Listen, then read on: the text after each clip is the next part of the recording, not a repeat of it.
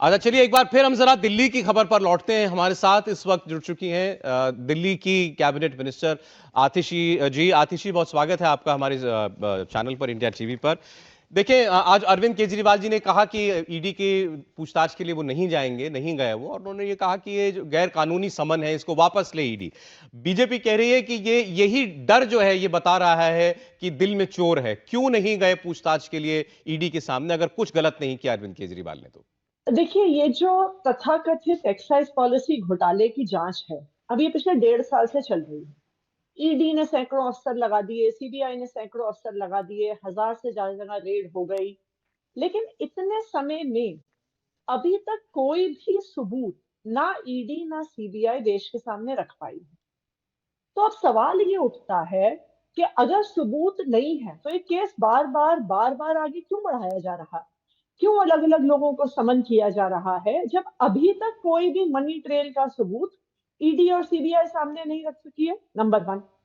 तो जिस दिन ये समन आया है, उस पूरे दिन में, उससे पहले भारतीय जनता पार्टी के नेता बार बार ये कह रहे थे कि अब अगला नंबर अरविंद केजरीवाल का है, अब अगला नंबर अरविंद केजरीवाल का है, अब अरविंद केजरीवाल जेल जाएंगे।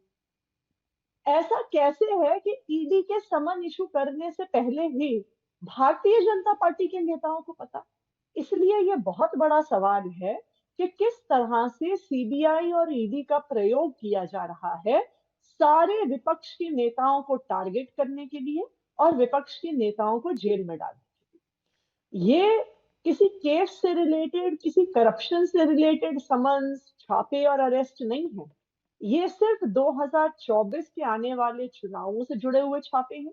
जिन जिन राज्यों में भारतीय जनता पार्टी लोकसभा की सीटें हारने वाली है, उन उन राज्यों में विपक्ष के नेताओं पर जी। ईडी और सीबीआई को छोड़ दिया।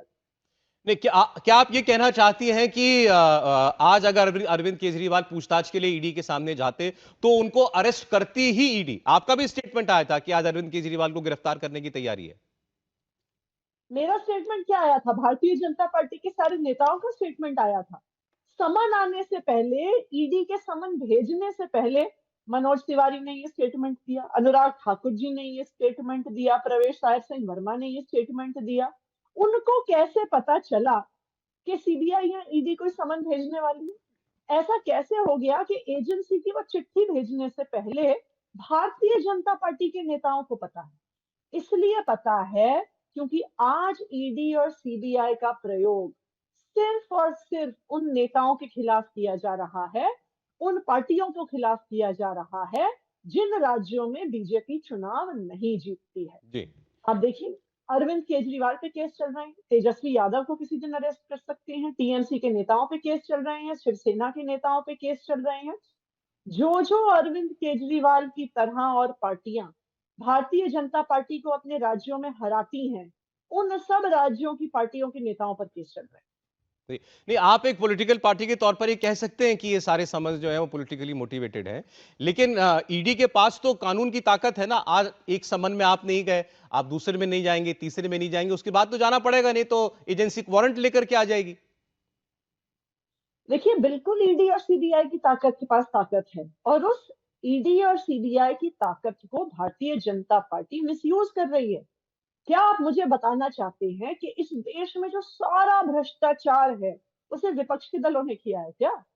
क्या सिर्फ आम आदमी पार्टी, टीएमसी, आरजेडी, डीएमके, इन्हीं पार्टियों को के हिसाब से, आपके हिसाब से उन्होंने भ्रष्टाचार किया है? भारतीय जनता पार्टी का हर नेता, हर विधायक, हर एमपी, हर मंत्री दूध से धुला है।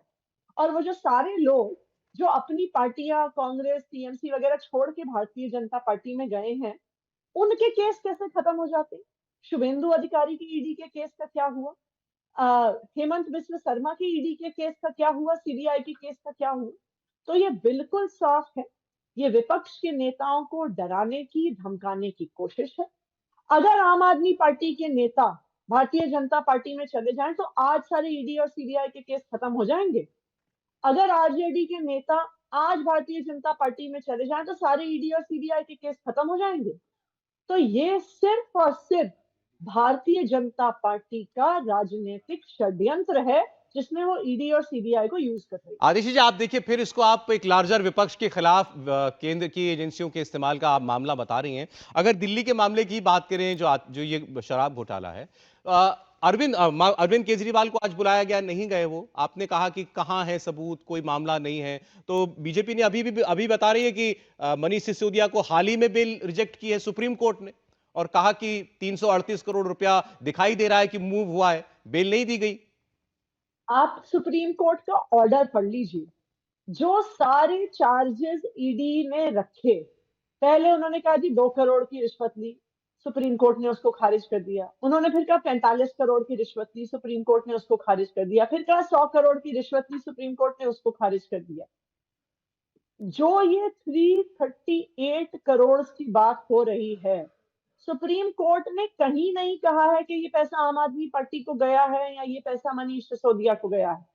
सुप्रीम कोर्ट ने सिर्फ ये कहा है कि 338 करोड़ का मुनाफा लिकर के बिजनेसमैन को हुआ।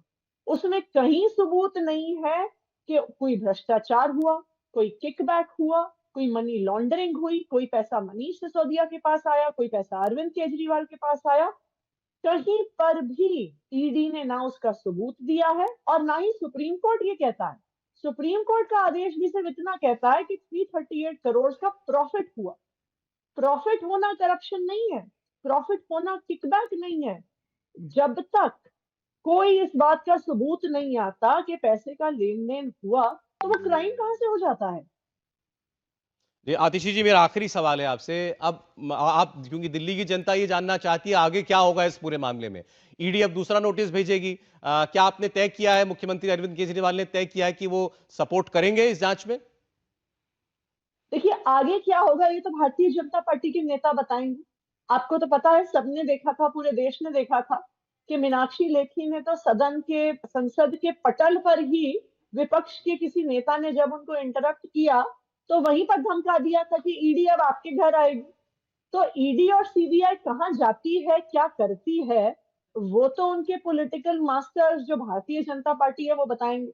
भारतीय जी। जनता पार्टी कहेगी समन भेजो तो ईडी समन भेजेगी। भारतीय जनता पार्टी कहेगी अरविंद केजरीवाल को अरेस्ट करो तो ईडी अरेस्ट करेगी। भारतीय जनता पार्टी कहेगी ममता बनर्जी को अरेस्ट करो तो ईडी उनको भी अरेस्ट करेगी। भारतीय जनता पार्टी कहेगी तेजस्वी यादव को अरेस्ट करो तो ईडी उनको भी अरेस्ट करेगी।